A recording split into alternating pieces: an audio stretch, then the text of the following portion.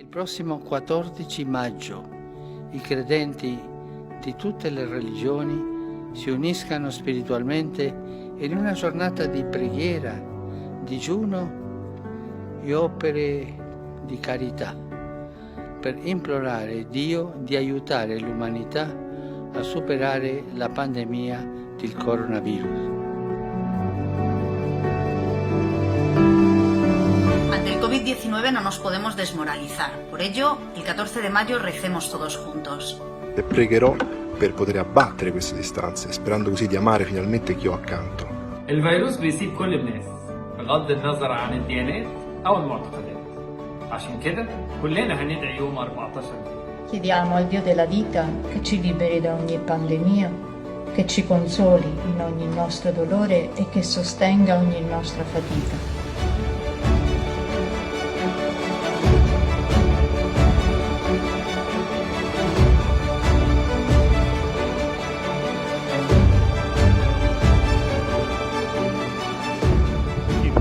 Twaje tisakusakuzavaniko kune vapfumi kana vatsvene kune vadzadzi ngatibatsanei musi wa 14 tinamate chose.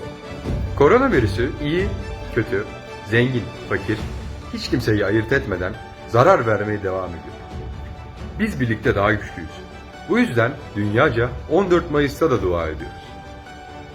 Il 14 maggio preghiamo tutti insieme per sentirci chiesa, famiglia e sconfiggeremo la pandemia. E dai. Também nós jovens possamos renovar a esperança. Por isso, neste dia 14, rezemos juntos pelo fim da pandemia e busquemos ser sinal de Cristo ressuscitado àqueles que sofrem diretamente com a Covid.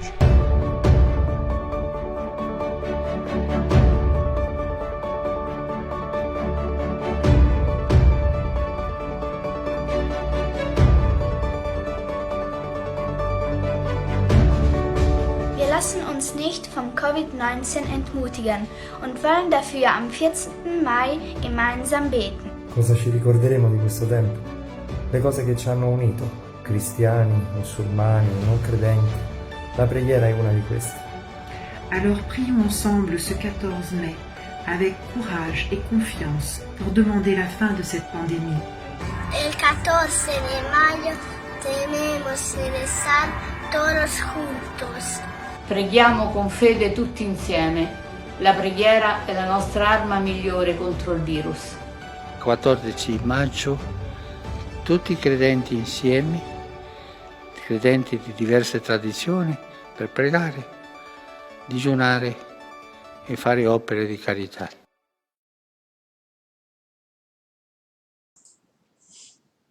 Uma boa tarde, tudo bem? Tudo certinho?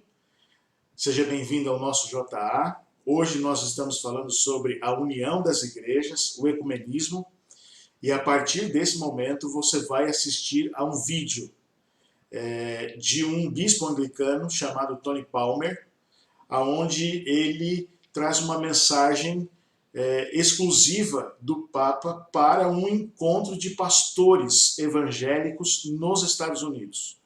É um vídeo um pouco longo, são quase 20 minutos de vídeo. O vídeo está legendado, mas eu gostaria que você prestasse muita atenção nesse vídeo e depois nós voltaremos para comentar um pouco mais sobre a mensagem que esse vídeo tem, a ideia desse vídeo e também nós fazemos o fechamento desse assunto do ecumenismo e da união das igrejas. Eu te vejo já. And to turn the hearts of the fathers to the sons, to prepare the way for the Lord. And we know that prophecy always has a double fulfillment. And we know that Elijah will come before the second coming as well. And I've understood that the spirit of Elijah is the spirit of reconciliation, to return hearts to each other. This is very important. We know that the first 1,000 years there was one church, it was called the Catholic Church, and the word Catholic means universal, it doesn't mean Roman. Catholic means, if you're born again, raise your hand if you're born again. You're a Catholic. Take back, redeem what belongs to you. We are Catholics. And then there was the split at the end of the first millennium. We had the Orthodox, East and West, two churches. Then 500 years later, we have Luther in his protest. 3 churches in 1500 years.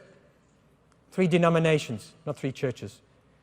And then, from Luther's protest onwards, 33,000 new denominations. I've come to understand that diversity is divine. It's division that's diabolic. It's true what you were saying about the glory. I agree with you, of course it's true. The glory that the Father had, he gave to Jesus. The glory was the presence of God. What is the charismatic renewal? It's when we experience the presence of God.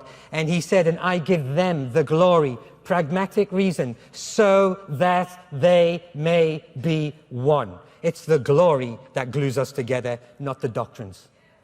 It's the glory. If you accept that Christ is living in me, and the presence of God is in me, and the presence of God is in you, that's all we need. Because God will sort out all our doctrines when we get upstairs. Therefore, Christian unity is the basis of our credibility, because Jesus said, until they one, they will not believe. The world will not believe, as they should, until we are one. Division destroys our credibility.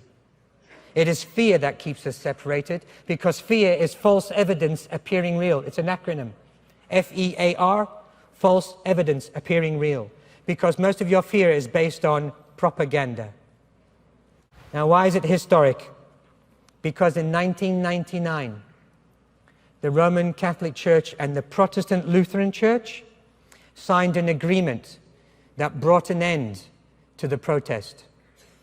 Luther believed that we were saved by grace through faith alone. Amen. But that's not it. The Catholic Church believed that we were saved by works. And that was the protest. In 1999, they wrote this together. Because in the Protestant church, we had a lot of cheap salvations. People were getting born again, but no fruit whatsoever. And because we didn't even look for fruit, it wasn't the issue, because it wasn't necessary for salvation. And no, it's not. But it's a good judge if you are saved. So what these two churches did, they put the two definitions together. Listen to it. I'm reading verbatim from the Catholic Vatican website.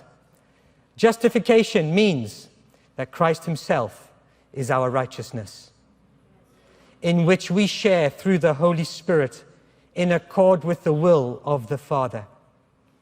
Together, we Catholics and Protestants, Lutherans, believe and confess that by grace alone, in faith in Christ's saving works, and not because of any merit on our part, we are accepted by God and receive the Holy Spirit, who renews our hearts while equipping and calling us to good works. This brought an end to the protest of Luther. Brothers and sisters, Luther's protest is over. Is yours. In 1999, this was signed by the Lutheran Church, the Federation Worldwide.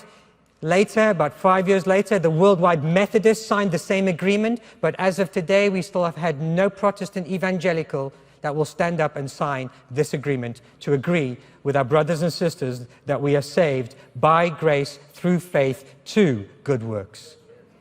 And I believe that's something that needs to be fixed. There's a challenge for you. So the protest has been over for 15 years. And I get a bit cheeky here because I challenge my Protestant pastor friends. If there is no more protest, how can there be a Protestant church? Maybe now we're all Catholics again. But we are Reformed. We're Catholic in the universal sense. We are not protesting the doctrine of salvation by the Catholic Church anymore. We now preach the same gospel. We now preach you are saved by grace through faith alone. The word alone was the argument for 500 years. The word alone is there. You can read it yourself. The protest is over. The protest is over. So let me pray, and then we'll start the video.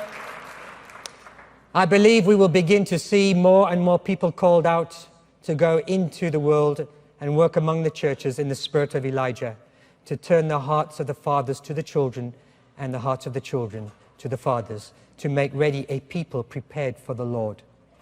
Ministries of reconciliation. We need to throw as much resources and energy into the ministry of reconciliation as we do to the ministry of evangelization. Or are we building walls without foundations? I challenge you to find a bridge builder and back him or her. And I'd like to pray this prayer, and if you agree, you can say amen.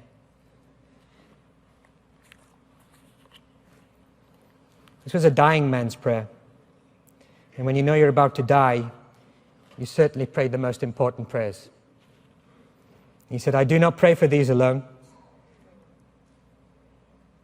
but also for those who will believe in me through their word, that they all may be one, as you, Father, are in me, and I in you, that they may also be one in us, so that the world may believe that you sent me.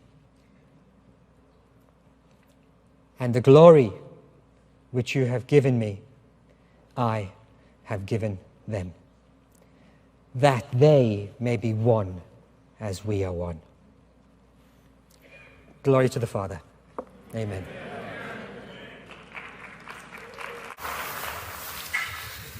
Dear brothers and sisters, excuse me because I speak in Italian, but I am not speaking English. But I will speak no Italian, no English, but carefully. È una lingua più semplice e più autentica. E questa lingua del cuore ha un linguaggio e una grammatica speciale. La grammatica semplice, 2 regole. Ama Dio soprattutto e ama l'altro perché è il tuo fratello e la tua sorella. E con queste 2 cose andiamo avanti. Io sono qui con mio fratello, mio vescovo fratello Tony Palmer. Siamo amici da anni.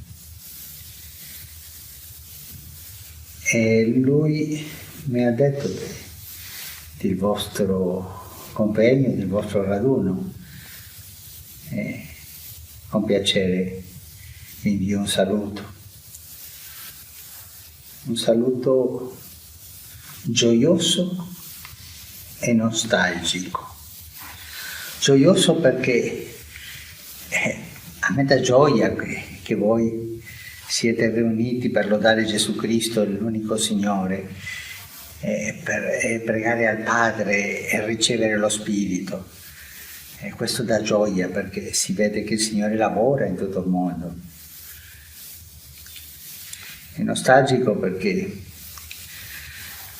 ma succede come nei quartieri fra noi, no? Nei quartieri ci sono famiglie che si vogliono e famiglie che non si vogliono, famiglie che si uniscono e famiglie che si separano. E noi siamo un po', mi permetto la parola, separati perché i peccati ci hanno separati, i nostri peccati. I malintesi nella storia, ma una lunga strada di peccato comunitario. Ma chi ha la colpa? Tutti abbiamo la colpa, tutti siamo peccatori, Tanto uno è giusto, il Signore. Io ho la nostalgia che questa separazione finisca e ci dia la comunione. Io ho nostalgia di quell'abbraccio nel quale parla la Sacra Scrittura, quando i fratelli di Giuseppe, affamati, sono andati a Egitto per comprare, per poter mangiare. Ma andavano a comprare, avevano i soldi, ma non potevano mangiare i soldi. E lì hanno trovato qualcosa più del pasto, hanno trovato il fratello. Tutti noi abbiamo dei soldi, i soldi della cultura, i soldi della nostra storia, di tante ricchezze culturali, anche religiose, della tradizione diverse. Ma dobbiamo trovarci come fratelli e dobbiamo piangere insieme, come ha fatto Giuseppe, quel pianto che unisce, il pianto dell'amore. Io vi parlo come fratello, e vi parlo così semplicemente, con gioia e nostalgia.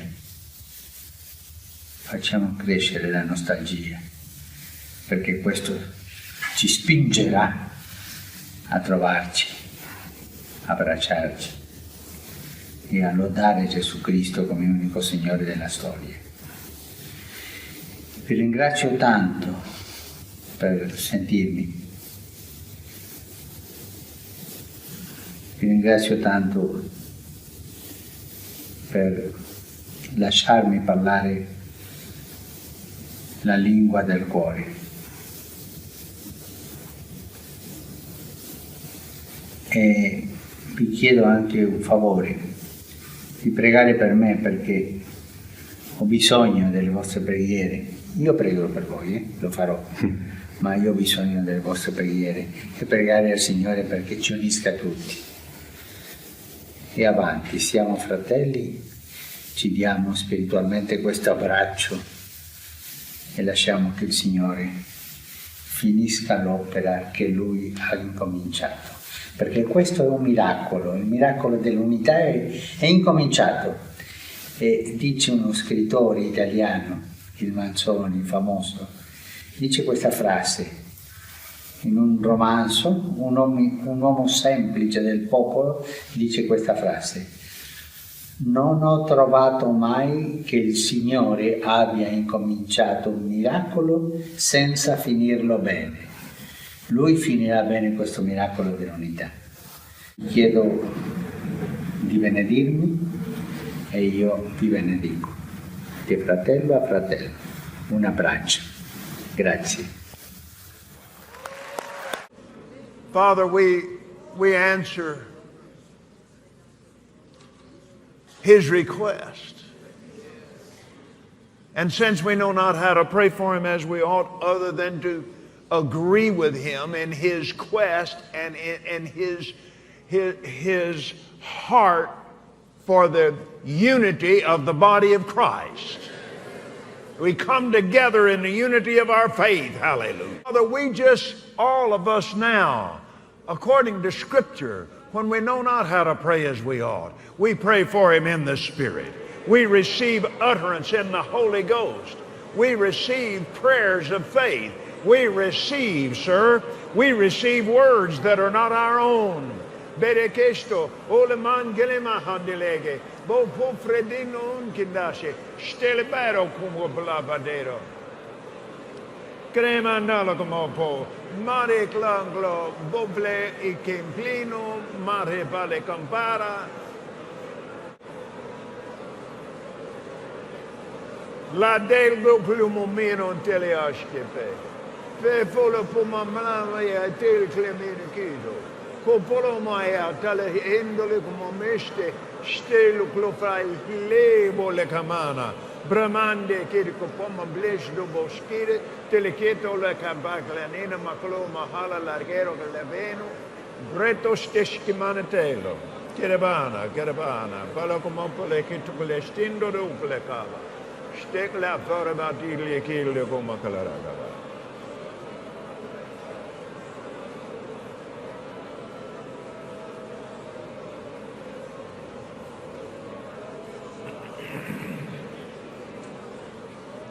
Oh, hallelujah, hallelujah, hallelujah, hallelujah, glory, glory, glory. Thank you, Father, thank you, Father. Thank you, Father. Thank you, Father. Thank you, Lord Jesus. Thank you, Lord Jesus. Tony, bring your phone in, come here.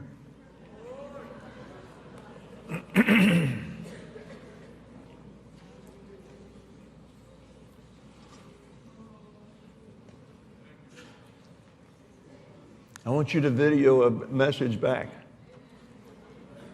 Come up here and let's do it this way so he can see this whole congregation. So I've got to go to the Vatican again. Yes. I'm ready, sir. My dear sir. Sorry. My dear sir, thank you so from the bottom of our hearts. All of these leaders represent literally tens of thousands of people that love you, that believe God with you, and in answer to your request, we have just prayed for you and with you, and we did so in the Spirit. And we believe we receive, according to the words of Jesus in Mark 11:24, that whatsoever thing you desire when you pray, believe you receive them and you shall have them. Our desire, sir, along with you, is in the 4th chapter of the book of Ephesians. Till we all come in the unity of the faith and of the knowledge of the Son of God, unto a mature man, unto the measure of the stature of the fullness of Christ. Thank you, sir. We do bless you. We receive your blessing. It's very, very important to us. And we bless you with all of our hearts. We bless you with all of our souls. We bless you with all of our might. And we thank you, sir. We thank God for you. And so, all of us declare together, be blessed. Once again, all together, be blessed. Amen. Amen. Amen. Amen. Amen. Amen.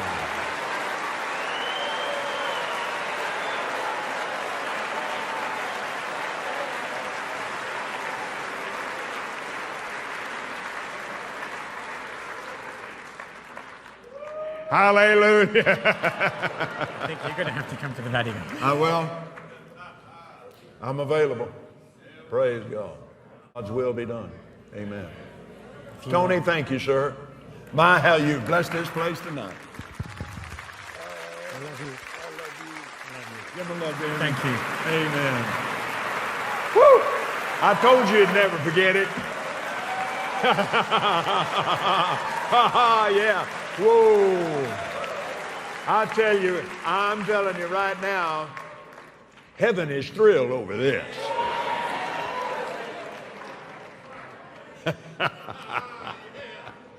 Oh, thank you, Lord.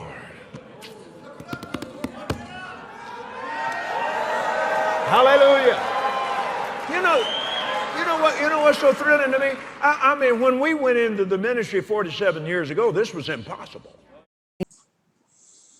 Voltamos, acabamos de ver esse vídeo.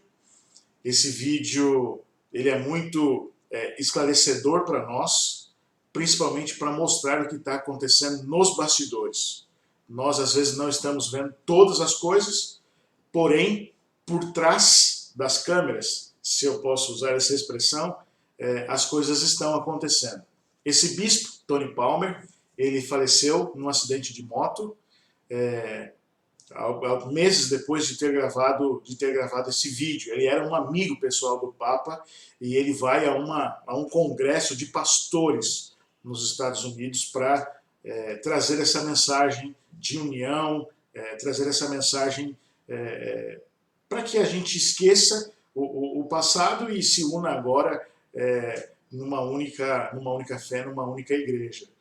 E esse assunto do ecumenismo, ele tem se tornado cada vez mais evidente, cada vez mais claro. Tanto que você, inclusive, participou de uma enquete, você respondeu sobre esse chamado, essa convocação do Papa para as pessoas se unirem no dia 14, essa semana que passou, no dia 14, se unirem em jejum e oração. Antes de eu ler essas declarações do Papa, eu quero mostrar para você, há um Conselho Mundial das Igrejas, que recebe um nome grego, né? Oikumene, daí vem a palavra grega, essa é uma palavra grega, e daí vem a palavra ecumenismo. Esse é o símbolo dessa união, né, dessa confederação mundial das igrejas, cujo líder, o cabeça, é o Papa. E ele, ao sair de uma dessas reuniões, ele fez uma declaração que eu quero ler com você. Esta reunião, agora que eu faço referência, é de 2018, e olha o que ele disse. Francisco concluiu seu discurso definindo-se um peregrino em busca de unidade e de paz. Então, assim como no vídeo que nós assistimos, como agora no que nós lemos, o que a gente vê é exatamente o afã do Papa em querer unir as igrejas, em querer unir todas as pessoas. O que tem por trás disso, e alguém pode estar perguntando, pastor, mas qual que é o mal nisso? Ou se tem algum mal nisso? Pode ser a pergunta de alguns. Percebe que esta semana, ele, ao convocar um dia de oração, ao convocar um dia de jejum, para orar pela pandemia, pelo Covid-19, esse apelo ele se faz justamente em prol de um bem comum. Então, as coisas, na verdade, elas são bem sutis.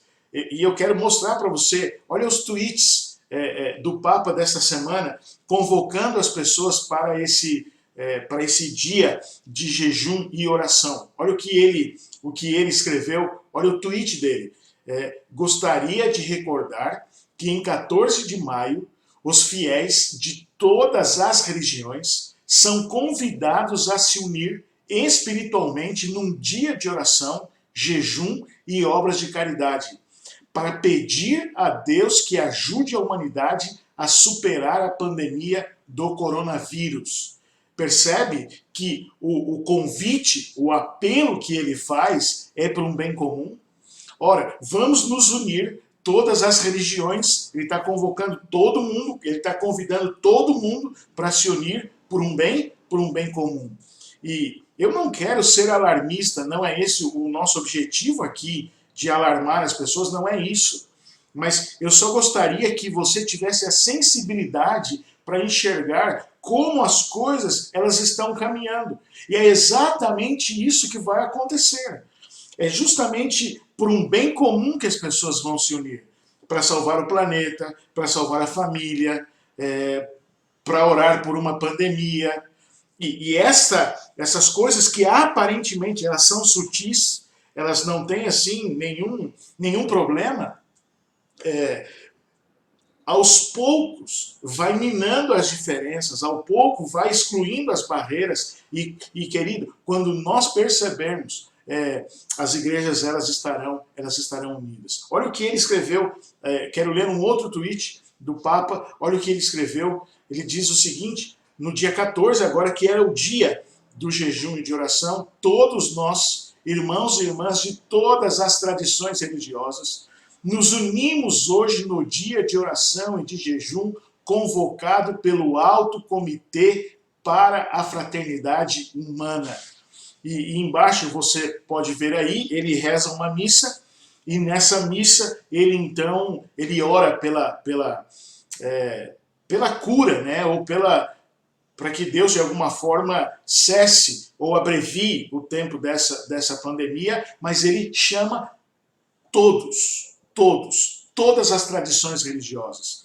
E há um outro tweet que eu quero compartilhar com você, e esse também é do dia 14, e ele disse o seguinte, que Deus tenha piedade de nós e detenha essa tragédia, essa pandemia e também outras pandemias, a da fome, a da guerra, a das crianças sem escola, e isto o pedimos como irmãos todos juntos.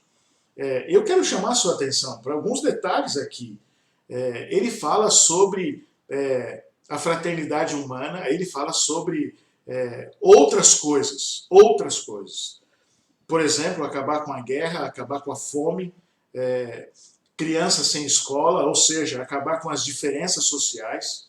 E é lógico que isso apela ao nosso coração, e isso toca ao nosso coração, e estas coisas são coisas boas. E que, de fato, quando você olha, a grosso modo, nós deveríamos nos unir.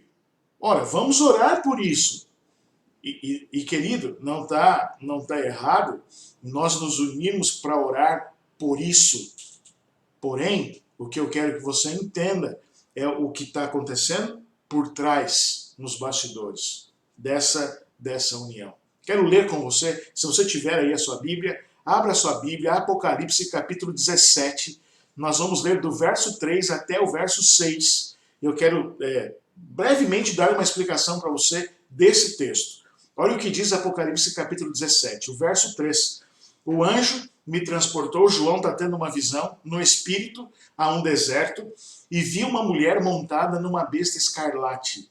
Besta repleta de nomes de blasfêmia, com 7 cabeças e 10 chifres. Olha a visão que João está tendo. Verso 4.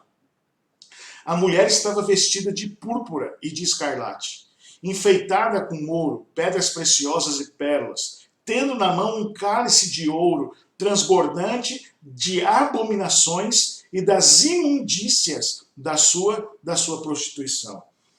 Verso 5. Na sua testa estava escrito um nome, um mistério. Babilônia, a grande, a mãe das prostitutas e das abominações da terra.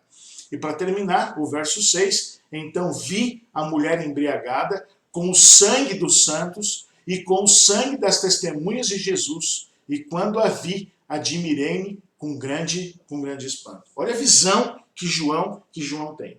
Ele é transportado em espírito, e ele então vê uma mulher montada, sentada numa besta, num animal.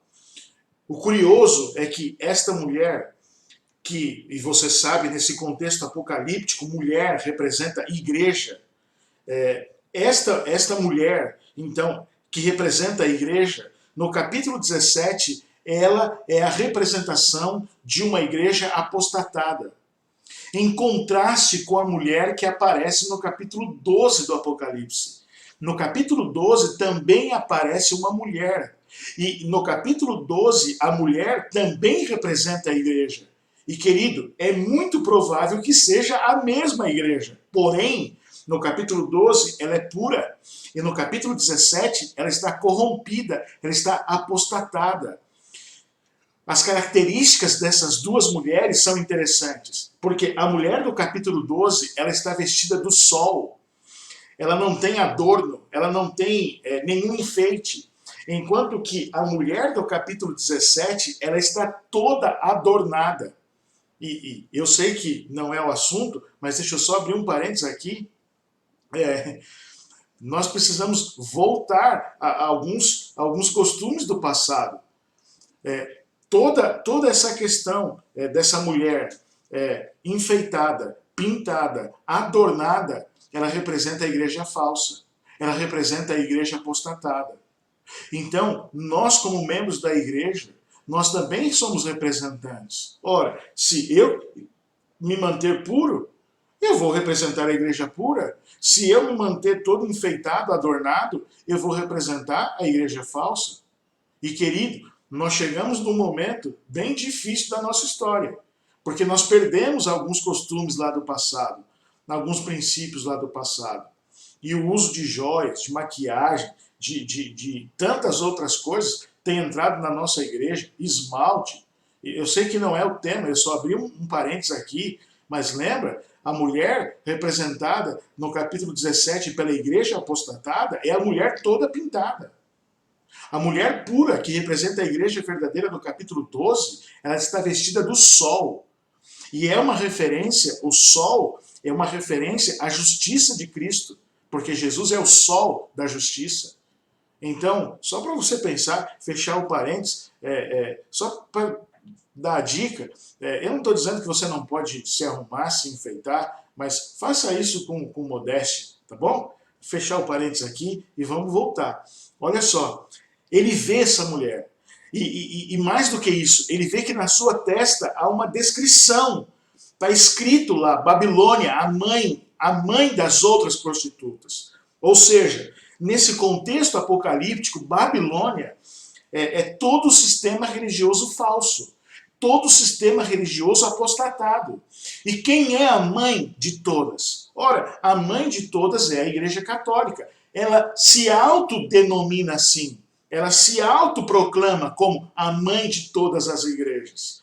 Inclusive no vídeo que nós assistimos, ele diz, o Papa diz isso, e o próprio bispo lá, o Tony Palmer, ele menciona isso. Era só uma igreja, e depois duas igrejas. Então, a igreja mãe é a Igreja Católica, que se prostituiu, e mais do que isso, ela também agora tem as suas filhas. E querido, essas igrejas que se prostituíram com Babilônia, que se prostituíram com a igreja católica, elas vão se unir. E eu quero ler com você duas declarações de Ellen White. Veja o que Ellen White fala sobre isso. E um detalhe que você tem que saber a Igreja Adventista do Sétimo Dia é a única igreja cristã que não crê na imortalidade da alma. Todas as outras igrejas, elas acreditam na imortalidade da alma. É um ponto comum. Segundo ponto comum de todas as outras igrejas, todas elas guardam o domingo. E olha o que Ellen White escreve sobre esse assunto. Olha o que ela fala sobre isso no livro Grande Conflito. Estou lendo a página 588. Mediante os dois grandes erros, a imortalidade da alma e a santidade do domingo, viram? Satanás há de enredar o povo em suas malhas. Continua lendo comigo. Enquanto o primeiro lança o fundamento do espiritismo, ou seja, a imortalidade da alma, o último, a guarda do domingo, cria um laço de simpatia com Roma. Então, quando nós vemos no Apocalipse que há três espíritos imundos, que esses três espíritos imundos, como rãs, são exatamente a Igreja Católica, o romanismo, o espiritismo e o protestantismo apostatado. Eles se unem, porque eles creem na mesma coisa. Eles creem na imortalidade da alma, eles guardam o domingo. E agora eles vão se unir. Continua lendo comigo. Olha só. Os protestantes dos Estados Unidos serão os primeiros a estender as mãos através do abismo para apanhar a mão do espiritismo. Então, é lá a nossa atenção, o nosso foco é nos Estados Unidos. Segundo Ellen White, eles serão os primeiros a estender a mão para abraçar o espiritismo. E olha o que ela diz. Estender-se-ão por sobre o abismo para dar mãos ao poder romano. Então, o protestantismo junto com o Espiritismo, eles se unem. E por que eles se unem? Ora, eles se unem para dar as mãos à igreja romana, para dar poder à igreja romana, e isso é muito sério. E sobre a influência dessa tríplice união, este país seguirá as pegadas de Roma, desprezando os direitos da consciência. Inclusive, querido, ela fala sobre a falta da liberdade religiosa. Então, através do Espiritismo, ou através da imortalidade da alma, através da guarda do domingo, o protestantismo vai se unir com o Espiritismo, e esses dois, de mãos dadas, eles vão estender a mão agora para a Igreja Romana. E essa tríplice união, essa união das igrejas, essa união das crenças, elas então vão se unirem e para dar poder à Igreja Romana. Eu sei, querido, há outras religiões no mundo, e elas são espiritualistas também. E você pode dizer assim, pastor, mas e os muçulmanos? Ora, nesse dia 14, nessa última quinta-feira, que foi um dia de jejum e oração, inclusive muçulmanos se uniram em oração. Então, veja o poder que esse líder, o Papa, ele tem e ele exerce sobre as pessoas. É uma convocação para todos os credos, e agora eles se unem no bem comum para orarem. Então, em algum momento, nós não sabemos todas as coisas, mas em algum momento, essas igrejas elas vão se unir. Eu quero ler com você mais uma citação do livro Grande Conflito, que diz o seguinte: quando as principais igrejas dos Estados Unidos, ligando-se em pontos de doutrinas que lhes são comuns, lembra? Imortalidade da alma e a guarda do domingo. Então, eles vão se unir, influenciarem o Estado para que imponha seus decretos e lhes apoie as instituições. Olha o que vai acontecer. A América do Norte protestante terá então formado uma imagem da hierarquia romana. E a aplicação de penas civis aos dissidentes será o resultado inevitável. Olha o que ela está dizendo para nós. Olha o que ela está prevendo. Quando essas igrejas se unirem, e agora quando o poder religioso estiver unido, a próxima união será com o Estado. E agora, então, usando a força do Estado, as penas civis serão impostas, a guarda do domingo será imposta, e as igrejas estarão unidas, e mais do que isso, não é só as igrejas, mas é a igreja e também o Estado. E aí, então, formou a imagem da besta. Querido, o resultado disso, a gente leu aí no livro Grande Conflito, o resultado disso é perseguição, o resultado disso é penas civis, o resultado disso, com certeza, de certa forma, até amedronta a gente. Quando a gente lê sobre isso, quando a gente pensa sobre isso, sobre as coisas finais, a gente fica pensando, mas, puxa, como que vai ser, afinal, todas as coisas? Querido, eu quero terminar compartilhando com você uma história.